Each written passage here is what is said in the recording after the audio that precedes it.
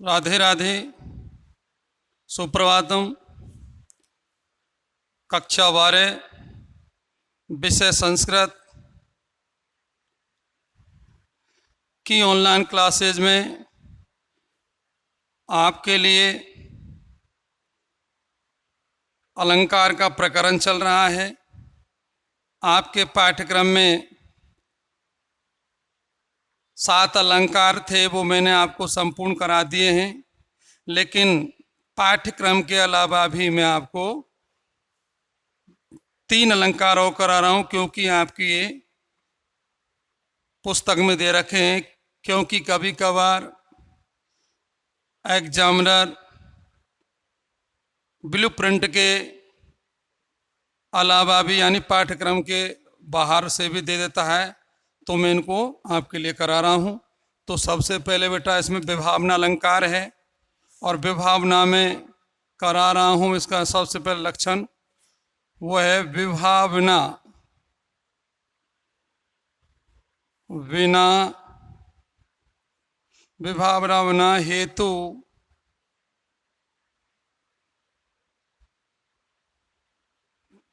कार्योत्पत्ति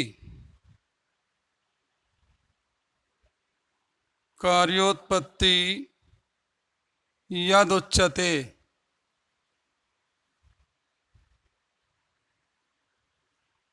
उच्यते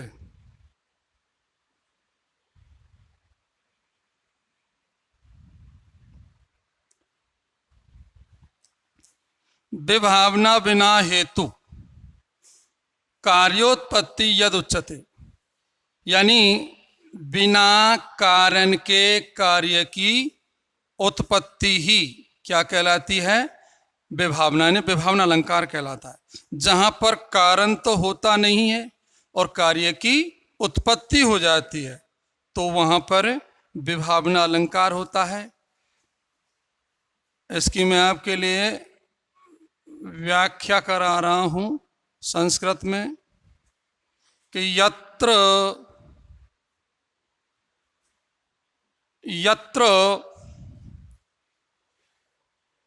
कारणम न भवति, यत्र कारणम न भवति तथापि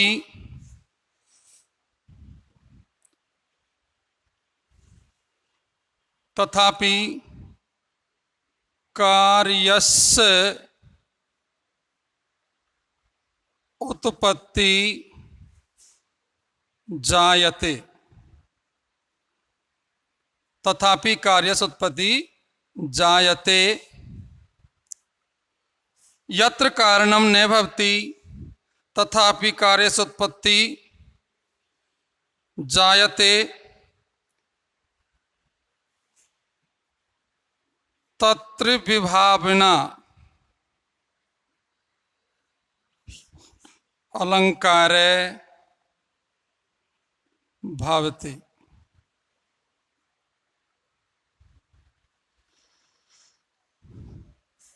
जहां पर कारणम न भवति, यानी जहां पर कारण नहीं होता है फिर भी कार्य की उत्पत्ति होती है, तो वहां विभावना अलंकार होता है। इसका मैं आपको हिंदी अनुवाद करा रहा हूं। जहां पर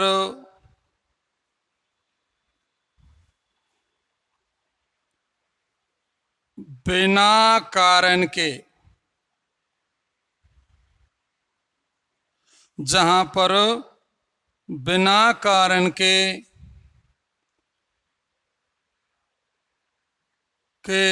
कार्य की उत्पत्ति,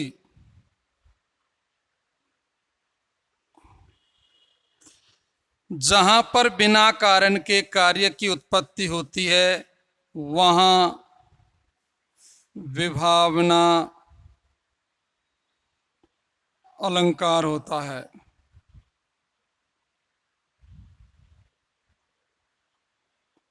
वहां विभावना अलंकार होता है। अब मैं आपका इसके लिए एक उदाहरण करा रहा हूँ, वो इस प्रकार से है।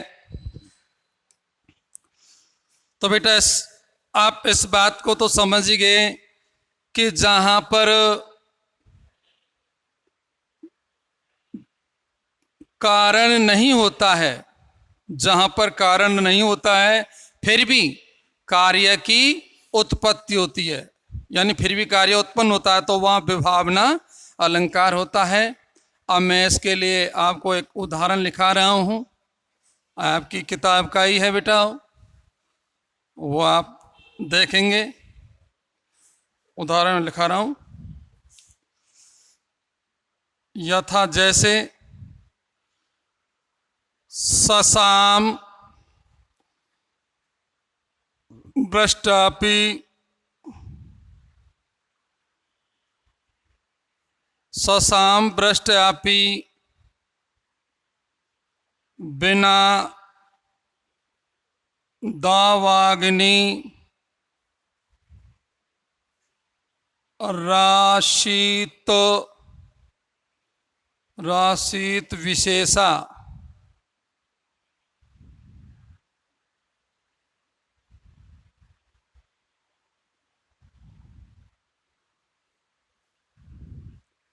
फल पुष्प वृद्धि, फल पुष्प वृद्धि, ससाम वृष्ट्यापि बिना दावाग्नि आसीत विशेषा फल पुष्प वृद्धि ऊनम ने सत्वेश्व वधिको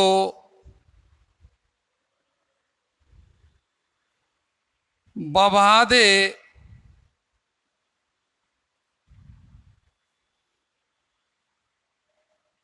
तस्मिन् वनम गोप्तरी गाहे माने। तो देखिए बेटा, ये इस प्रकार से आपका मैंने ये उदाहरण लिखाया है कि ससाम भ्रष्ट्यापि बिना दवाग्नि राशीत विशेषा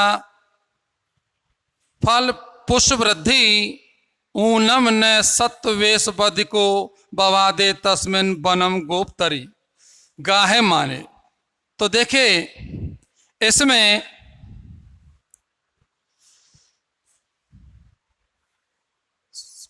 भ्रष्ट्यापि बिना, यानी बिना वर्षा के भी दावाग्नि फल पुष्पों की वृद्धि हो रही है। तो बिना वर्षा के, तो यानी बिना कारण के यहां पर क्या हो रही है बेटा, कार्य की उत्पत्ति हो रही है। इसलिए यहां कौन सा अलंकार है, विभावना अलंकार है। तो देखिए मैं इसका आपको व्याख्या करा रहा हूं, इसका स्पष्टीकरण करा रहा हूं, वो देखेंगे बेटा।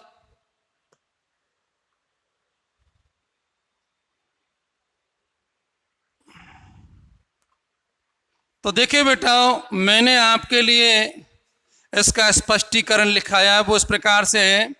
अत्र वृष्टि कारणम बिनापि दवाग्नि फल पुष्प वृद्धि कार्य उत्पत्ति भवति अतः विभावना अलंकार अस्ति। यानी यहाँ पर बिना वर्षा, यानी वर्षा के बिना, यानी वर्षा हो नहीं रही है, फिर भी दवाग्नि यानी जंगल में लगने वाली आग शांत हो रही है और फल पुष्पों में वृद्धि हो रही है। तो कहने का मतलब यह है कि बिना कारण के कार्य की उत्पत्ति हो रही है, इसलिए यहाँ पर विभावना अलंकार है। यहाँ वर्षा रूप कारण के बिना भी दवाग्नि फल पुष्पों की वृद्धि रूप कार्य हो रहा है, यानी फल पुष्पों की वृद्धि हो रही है, इसलिए यहाँ पर विभावना अलंकार है।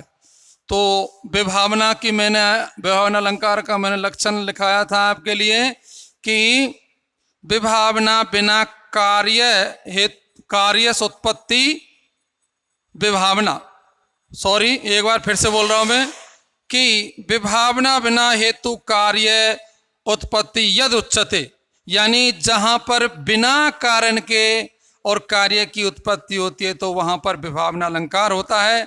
इस प्रकार से ये आपका विभावना अलंकार पूर्ण संपूर्ण हुआ। इसके बाद दूसरा अलंकार और करा रहा हूं मैं आपके लिए बेटा।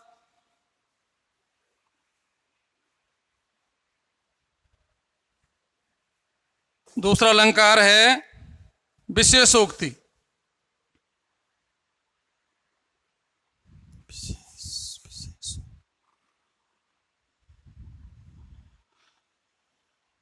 विशेषोक्ति अलंकार है।